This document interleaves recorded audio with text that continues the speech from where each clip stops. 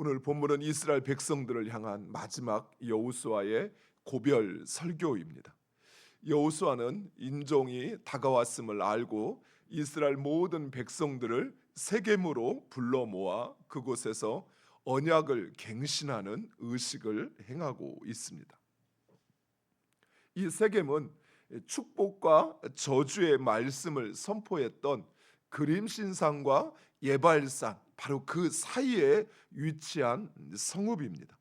또 이 세겜은 아브라함이 가나안 땅에 이르렀을 때 하나님으로부터 땅에 대한 약속을 받았던 곳입니다.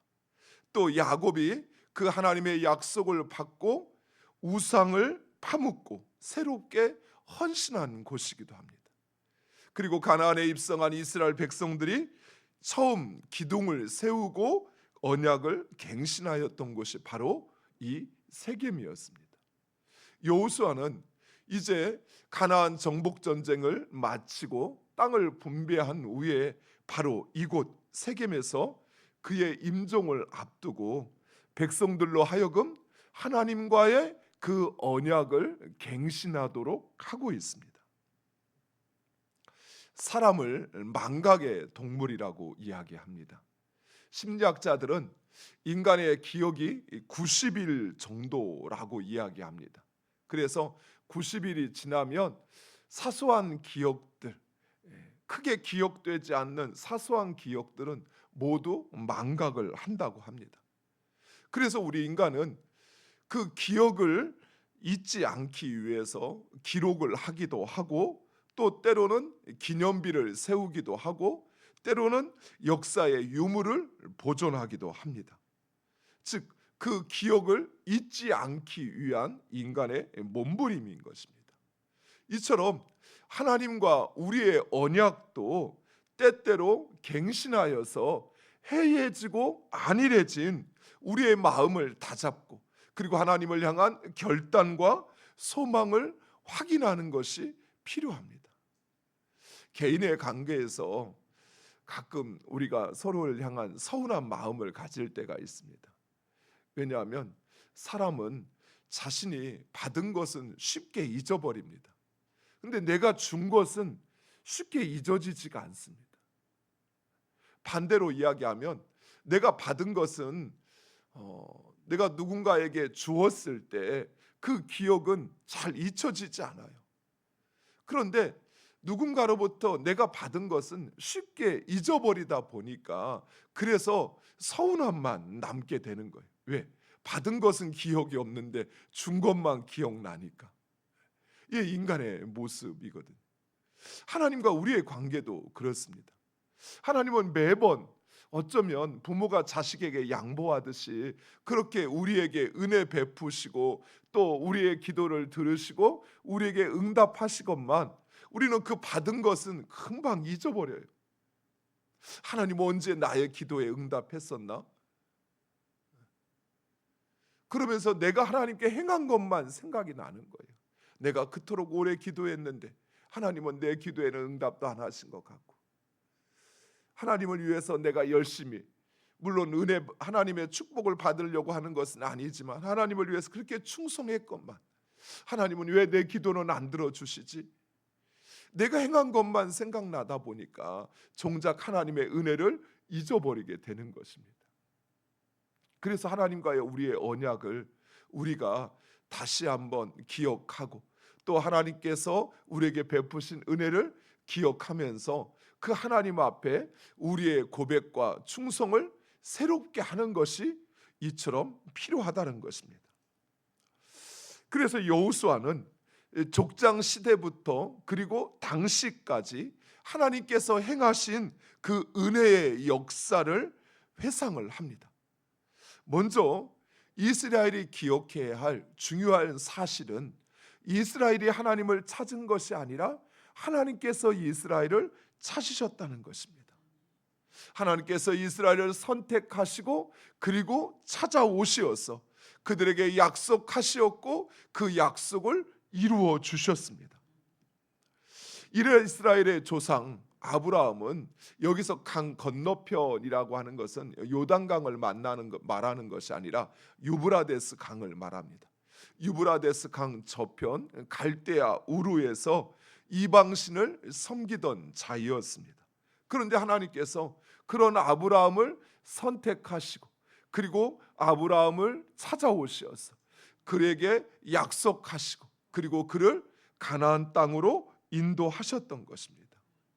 그리고 아브라함과 그 자손들에게 그 약속을 이어가게 하셨고, 물론 이 약속의 계승도 철저히 하나님께서 주장하신 것입니다. 아브라함이 또는 이삭이 또는 야곱이 그 약속을 자손들에게 명확히 계승한 것이 아니라 하나님께서 그 약속을 계승하게 하셨다는 것입니다.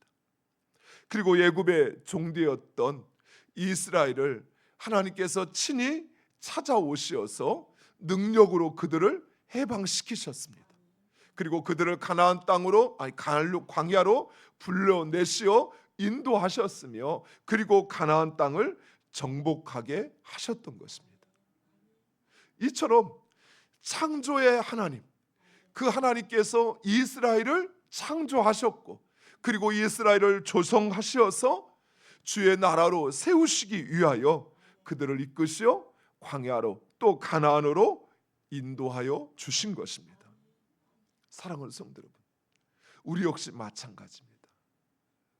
창조의 하나님께서 우리를 창조하셨고요, 우리 가정을 창조하셨고요, 우리 교회를 창조하셨고요, 그리고 그 가정을 교회를 조성하시었으며 그리고 주의 백성, 주의 나라 되게 하시기 위하여 때로는 우리를 광야로 인도하시고 그러나 우리를 가나안으로, 하나님의 나라로, 하나님의 백성으로 살게 하시는 것입니다.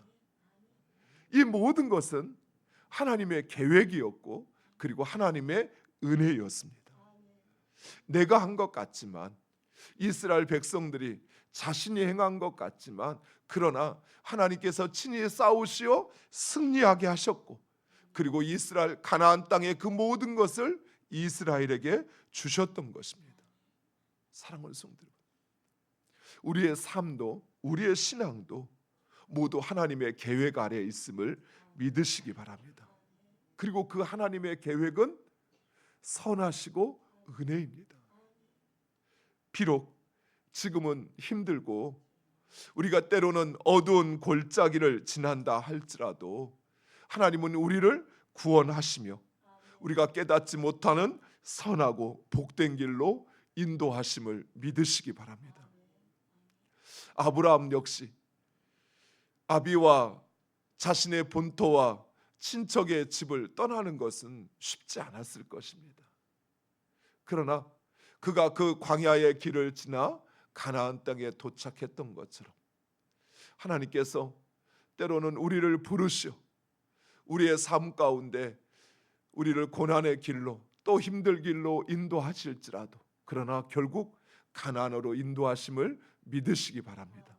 또한 그 가정 속에서 하나님은 이스라엘 백성들을 하나님의 백성으로 삼으시고 그리고 하나님의 사람으로 만드셨습니다. 그래서 우리가 살펴본 것처럼 그들이 두려워했던 가나안 땅을 그들이 하나님의 말씀에 순종함으로 정복할 수 있었던 것입니다. 이처럼 우리의 인생도 그렇습니다. 갈 바를 알지 못하고 또 힘들고 내 힘으로는 결코 이 인생을 책임질 수 없을 것처럼 생각하지만 그러나 이 모든 것을 시작하신 분은 하나님이십니다. 하나님이 그 일을 이루시는 것입니다. 사랑하는 성도 여러분, 여러분의 인생을 계획하시고 주장하시는 분은 하나님이십니다. 하나님께 맡기시고 그 은혜를 누리는 여러분 되시기를 축원드립니다. 특별히 하나님의 은혜를 누리는 길은 하나님의 은혜를 기억하는 것입니다. 왜냐하면 기억에서 순종이 나오고 순종에서 하나님의 은혜가 채워지는 것입니다. 망각은 곧 우상 숭배로 이어지고 그리고 하나님의 심판을 낳을 뿐입니다. 사랑하는 성도 여러분, 지금 혼자라고 생각되신다면, 지금 내 인생이 너무 힘들다고 생각하신다면 하나님께서 나에게 베푸신 은혜를 다시 회상하시며 기억하시기 바랍니다. 주님을 만났던 바로 그 순간, 그리고 주님께서 나의 삶을 인도하셨던 그 삶의 여정 속에서 하나님께서 어떻게 나에게 은혜를 베푸셨는지를 기억하시고, 그 은혜로우신 하나님, 그분이 여전히 내 삶을 주장하고 계십니다. 또 때로는 우리가 하나님을 모를 때, 하나님을 알지 못할 때에도 하나님은 여전히 나를 사랑하시어서, 그래서 나를 구원하시기 위한 계획을 진행하셨던 것처럼 지금도 내가 깨닫지 못하는 순간에도 하나님은 그 은혜로운 계획을 가지고 내 삶을 주장하심을 믿으시기 바랍니다. 무엇보다도 여호수아는 과거를 회상하면서 자신을 자랑하거나 또는 자신이 행한 일을 미화시키지 않았습니다. 여호수아는 오직 여호와 하나님만을 높이었습니다. 여호수아는 그 역사를 회상하면서 마치 하나님께서 말씀하시는 것처럼 1인칭의 화법으로 이야기하고 있습니다.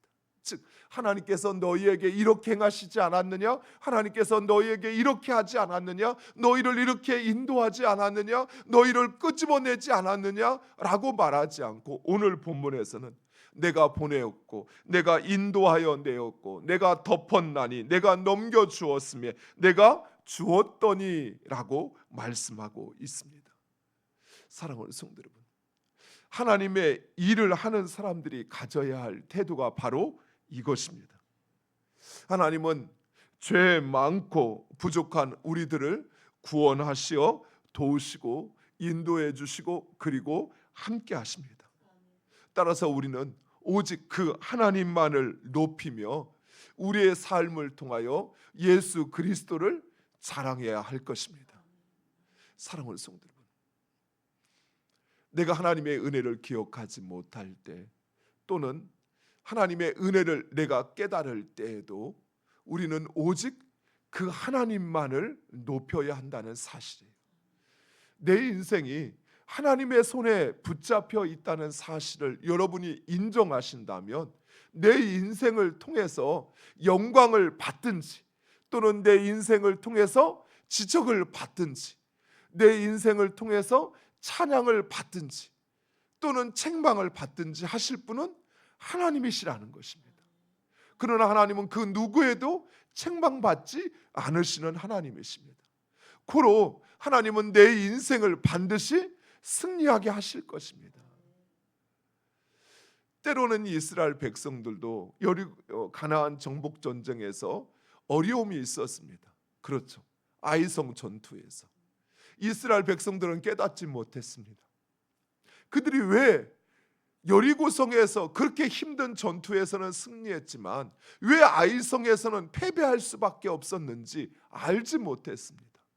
그러나 그 패배를 통해서 그들은 그들 안에 있는 그 죄의 요소를 발견하고 그것을 해결했던 것처럼, 사랑하는 성도 여러분, 때로는 우리의 삶에서 우리가 실패하고 패배를 만난다 할지라도 그것이 내 인생의 끝이 아니라는 사실이에요.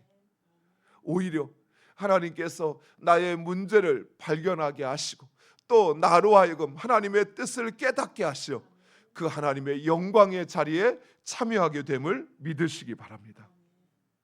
여호수아는 이런 하나님의 은혜를 기억하며 나와 내 집은 오직 여호와만을 섬기겠다 결단합니다.